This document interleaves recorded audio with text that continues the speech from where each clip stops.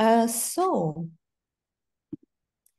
just to start with a brief introduction, this is about, how we're going to arrange and organize ourselves in this workshop. And we're going to cover three topics. The why we're doing this process mapping, the what, which is what is process mapping, and how we're going to do it in practice.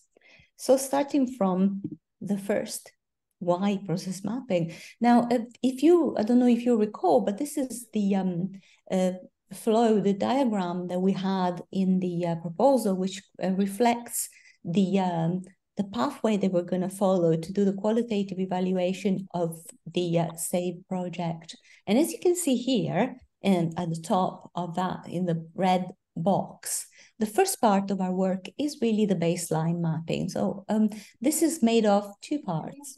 One part is the work process mapping, and the other one is the stakeholder mapping, which you also have been contributing to. And thank you very much for helping with that too. But today we're going to focus on process mapping. And why are we doing this? The reason is that we want to know, what is your site? What does it look like from a point of view of the processes that are in place right now? And once we do that, then we can introduce the technology and then do another mapping where we can see what changed, what kind of changes there were to practices, to tools and instruments, any changes that occur once we introduce the technology. So that's the main motivation, if you like. Now, what is process mapping? And, very simply, I think most of you will have an idea of what it is. It's kind of a visualization of the steps that are required to complete a process from beginning to the end. And really, this is about how work is done. How is work done at your end, at your site? This is what we're interested in. We're interested not so much in how things should be, how things would be done if, I don't know, you had more time or you had more people. What we're interested in is basically exactly what you're doing right now without any judgment, because this is not a quality control exercise. We're not trying to improve processes. We are just trying to map them. And so this is an example. I hope that you can see it. It doesn't matter if you can't see the details here, but this is an example of a typical process, because what I'm interested in and what we are interested in is the typical everyday processes that you do at your site. So in this case, I'll give you like a really simple example of the getting ready for work process. And there is a starting point and an end point. You can see them in red. The starting point is wake up, and the end point is arrive at work. Those are the end, and then in between, you have the process. So you wake up, starts the process, and the first thing that you do, in this case, you brush your teeth, and then the second thing that you do is you take a shower, and then you are faced with a decision. The decision is it cold outside? And if it's yes, it's cold, you're going to blow dry your hair.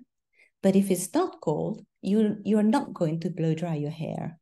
Now, whether you do or you don't blow dry your hair, you're going to get dressed, which is the next step in the process. Once you get dressed, you're going to grab your cell phone off your charger, and then you're faced with another decision. In this case, is it Monday? If it is Monday, then grab a coffee mug. And if it isn't Monday, then do not grab a coffee mug. But in any case, you will end up getting into your car. And after you get into your car, you're going to drive to work, which in my case is the BioQuarter at Edinburgh. And then you arrive at work. So this is an example of a process, which we go through more or less in different ways, but each one of us goes through every day. But really, that is a very simple process. First of all, because it's about our individual, kind of everyday getting ready for work. It's very different from the kind of things that we do at work, right? They're slightly more complicated. There is more than one actor. There's more than one person involved, right? There is a range of stakeholders. And also there are many actions by many people at different times, at the same time and at different times. So I think that kind of picture is a bit more realistic, okay, of what is going on. So the process that we are mapping, as you probably know, is post-operative deterioration monitoring, which is, what happens to the patient once they come out of the operating room until the point where they are discharged to go home. And so we would like to know what's happening in between from your point of view. So here's some of the things that we are going to look for, right? We are looking for a description of this process, of this deterioration monitoring process from your perspective. So each one of you will likely have a different view of this process, and that's okay. It's actually what we want. We want your different perspective, your individual perspective. Now, again, I already said this. It's about the process just as it is, without changing anything, not how it should be, ideally, okay? And what is also would be really nice if you could include, while you making, you're drawing this map, if you could include the people, and you could also include any artifacts. And by artifacts, I mean any objects, tools, and technologies that you use to perform any of those steps. For example, if your next step is to, write down I don't know, the status of a particular patient, then you will be using a notepad and a pen. So those tools, right, that you would incorporate. So tools can be anything from very low tech to very high tech, right? A computer or whatever that might be. Now, to give you just a little bit more help in how to draw and what to draw, here are some process shapes which are commonly used.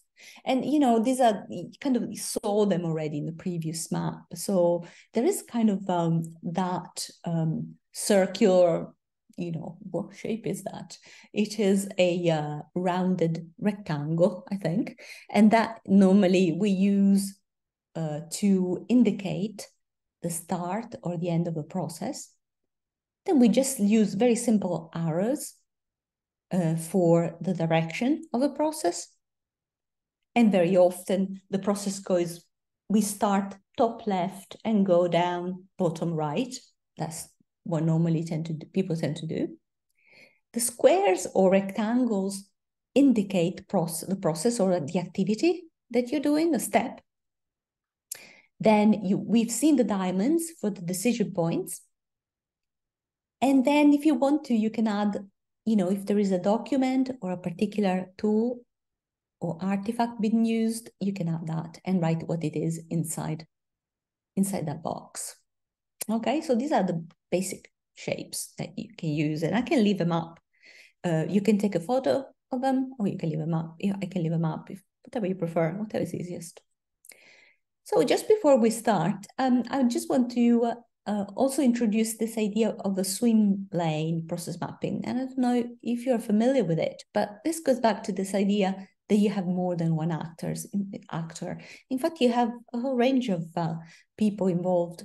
In this case, for example, clinicians involved in the post-operative deterioration monitoring. And so to help us draw this process, it is often useful to think about, what would a different stakeholder do? So it's another way to say swim lane process mapping is that mapping by stakeholder, where, you have, if you have a look here, and for some reason my cursor doesn't allow me to go up today, but if you look on the top, there is a blue line.